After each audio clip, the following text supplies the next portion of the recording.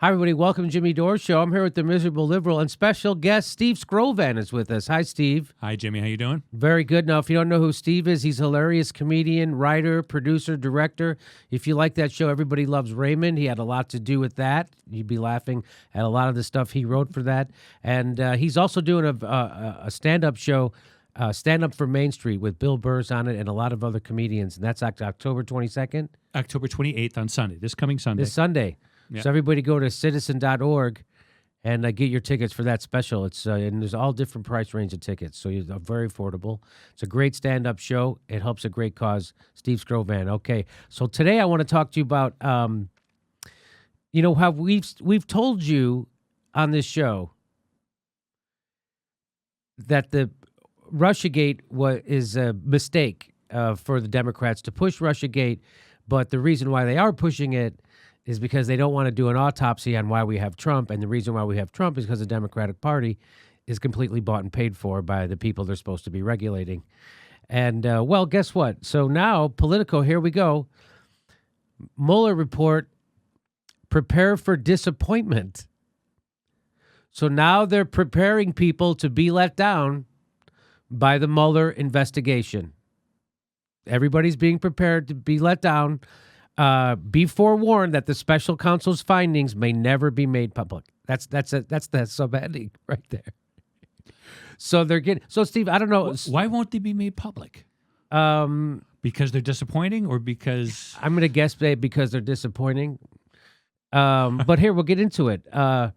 So President Donald Trump's critics have spent the past. This is from Politico. Politico, right? This isn't from commondreams.org. This is from Politico. Yeah. This isn't from Socialist Work Site website or something. This isn't from Worldwide Web. This is from Politico. It says President Donald Trump's critics have spent the past 17 months anticipating what some expect will be among the most thrilling events of their lives. Special counsel Robert Mueller's final report on Russian 2016 election interference. They may be in for a disappointment. I love how that's good writing, by the way. It sounds like my first sexual encounter. Although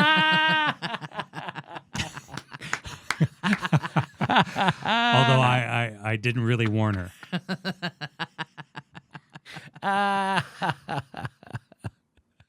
I think that's what it's. I think that's what it said on says on Robert Mueller's Tinder profile. Prepare for disappointment. Man, who would have thought that the folks responsible for the Iraq War would let us down again? There is more to. I'm sure a ton of people in the corporate media is going to apologize. Though I'm sure they will, right?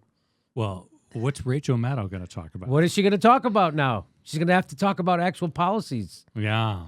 Oh, that's the word Politico got from the defense lawyers working on the Russia probe and more than 15 former government officials with investigation experience spanning Watergate to the 2016 election case. The word that they got from those people is prepare for disappointment in the Robert Mueller. So, and by the way, we've tried to tell you this. I tried to warn people about this. This whole show has been doing this ever since this started. I tried to do it. I brought Bill Binney on, who's the NSA expert code breaker. He told you it was bullshit. I had on... I showed you how Mike Morrell, the former CIA director, said that there's never going to be any evidence. He tried to warn people about it. Here we are. Now Politico is getting people prepared for the big letdown of the Robert Mueller investigation.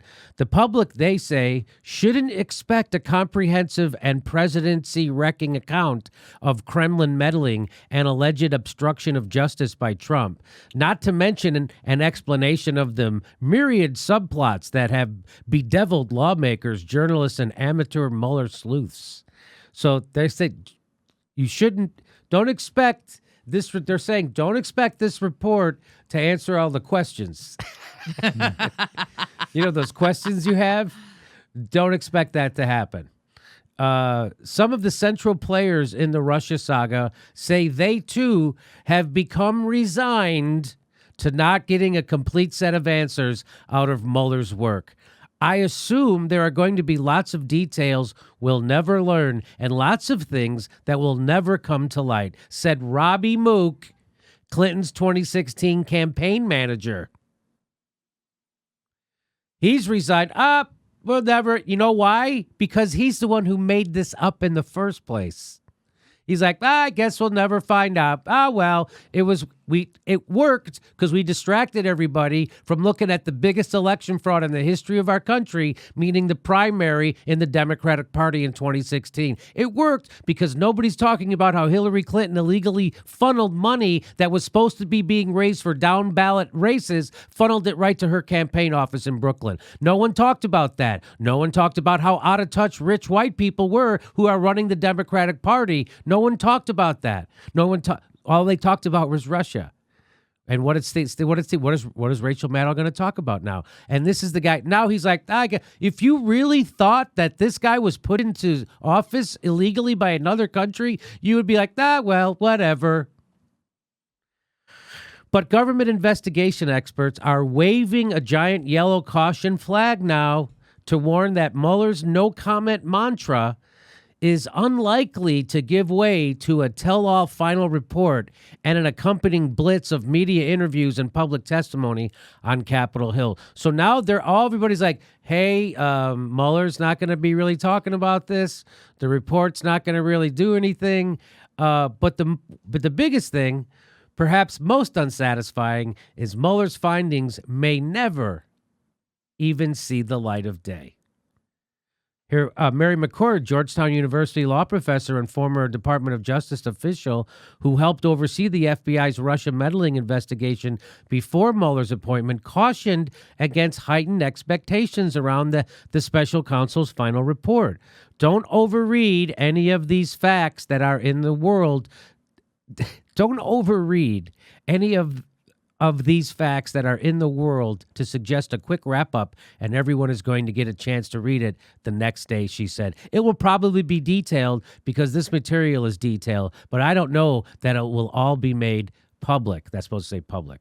So no, it's not going to all be made public. The department. So this gets at Robert Mueller because the law got changed. So when they investigated Iran-Contra and Bill Clinton's Whitewater, yes, that was under a different set of laws. So they after 99, after they did that to Bill Clinton, they switched that because they didn't want it ever happening to them again. So now what Bob Mueller actually works for the Department of Justice. He's under Rod Rosenstein. So he turns in his report to Rod Rosenstein. And then Rod Rosenstein, he decides what to do with it and how much of it to leak and how much of it to make public and whatnot. And so the point is they're making is this is all turning out to end, like we said, a big nothing burger. All those indictments they've gotten on Mueller, and that's all for stuff that happened before the campaign. They have nothing to do with Russia and the intervention in our 20. So this is how propaganda works. Just so you know, so anyway, were you surprised that? So I'm surprised at how fast Politico is, and mainstream places are starting to say this stuff. Well, it's been very quiet for the past 6 weeks, couple of months on this front, and you could interpret that one way. You could say that, maybe the big bomb is about to drop. Yeah, but it turns out maybe there's no bomb at all, and like you say, it's a distraction. So here's where. Frankly, Jimmy, I'm disappointed in Politico. Ha ha. All right, that's it. Okay. So here's where. So how did this all get started? I've showed you this before. I'll show it to you again very briefly. So that's the book Shattered by Jonathan Allen and Amy Parnes, and this is inside that book. For a couple of hours, this is right after the election when Hillary lost. For a couple hours, with Shake Shack containers littering the room, they went over the script that they would pitch to the press and the public. Already, Russian hacking was the centerpiece of the argument.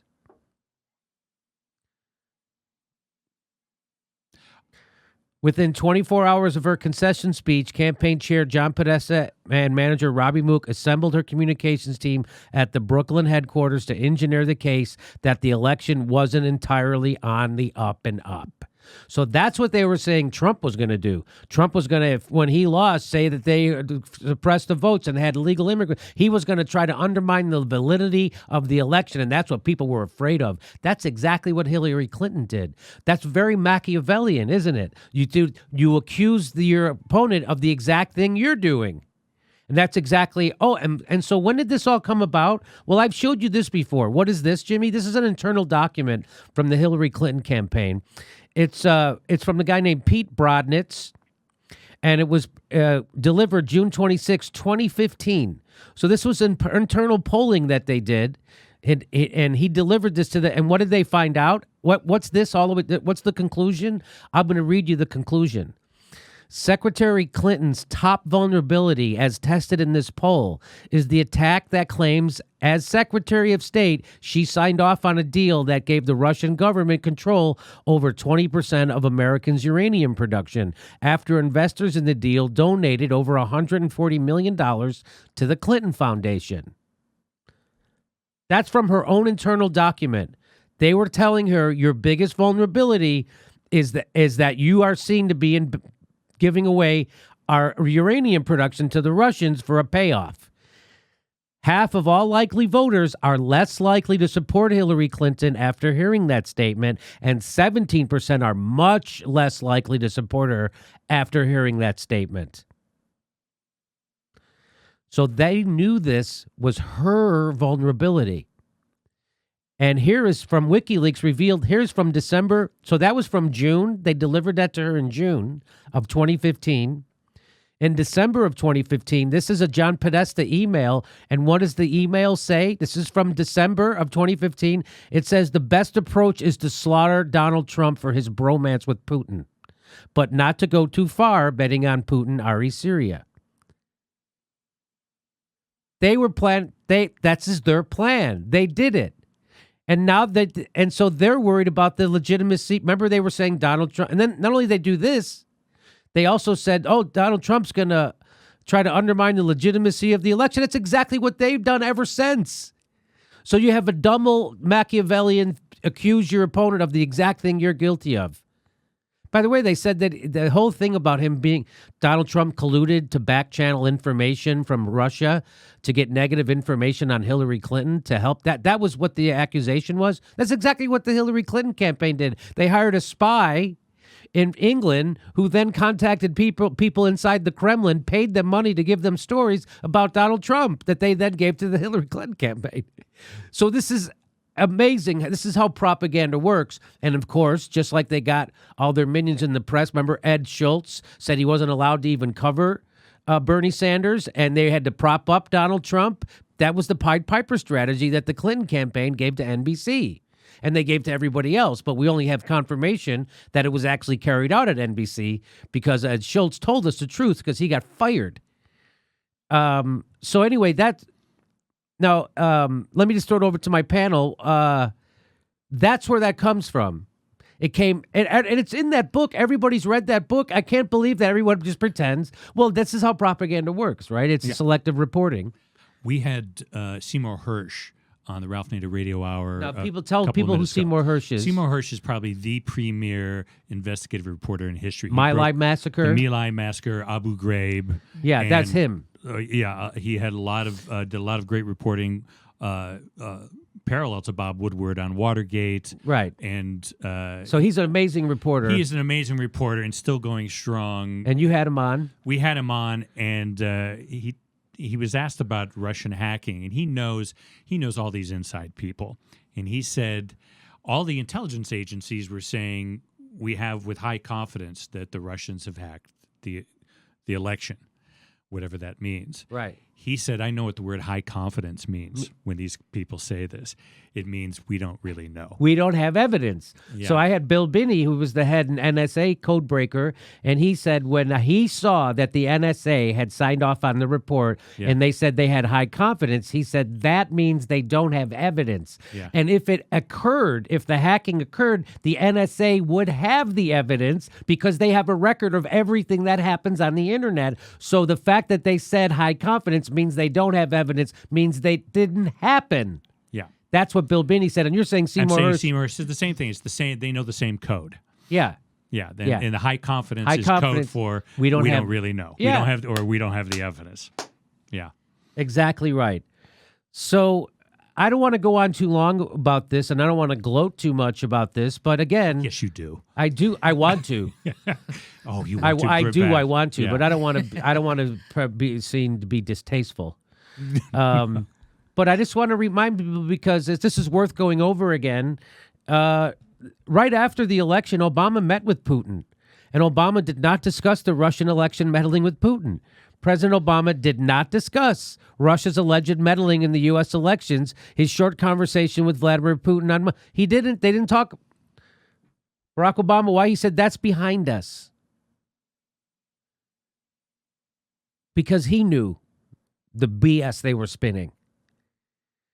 And it's all it was. And why are they want us to talk about Russia? Because the Democrats have no message. And then go to you. What are you going to do differently? Well, I don't think that people want to do direction. Our values unify us. And That's why they have no message. The Democrats could right now run on ending the wars, Medicare for all, and free college, and they would sweep back into power, and they won't do it.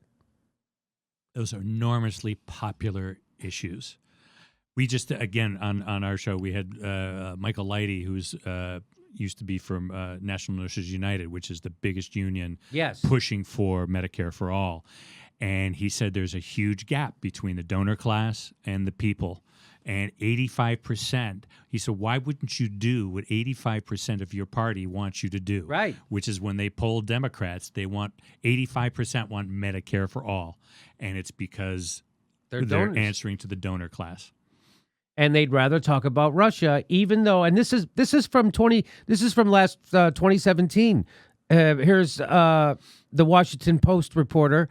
He was on the MSNBC, and here's what he was telling people even back then. I just wanted to say one other takeaway as I leave Atlanta is the Russia issue and President Trump's handling of these investigations, the special counsel. When I'm in Washington, that's a consuming issue for Democrats. It alarms even some Republicans. On the ground in Georgia, moderate suburban Republicans were not talking about Russia. So if Democrats want to win them over, they perhaps have to listen to Congressman Ford, who's talking about this economic message, because I just don't see Russia breaking through yet with Republican voters as an issue that's going to turn them to the left.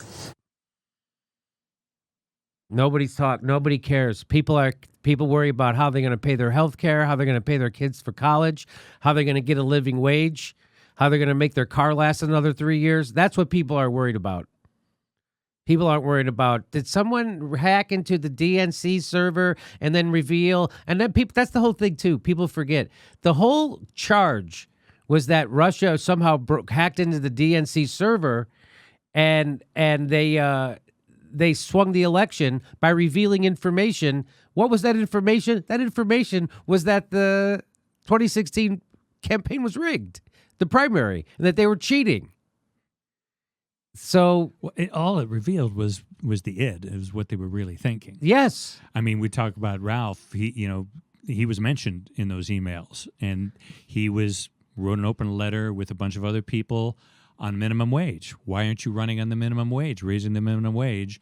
And the email was from a Walmart board member or a Walmart executive who was working on the campaign, or Huma Abedin. It was in one of those exchanges where they said, this guy, he's pretty marginalized. I don't think we even need to answer this. Really? That was one of the emails. That was one of the hacked. WikiLeaks And emails? Hillary Clinton was on the board. She used to be on the board of Walmart. Right. So, of course, she already has alignment with the power, the power structure. Right. She's aligned with, okay, so maybe you can answer this question, both of you.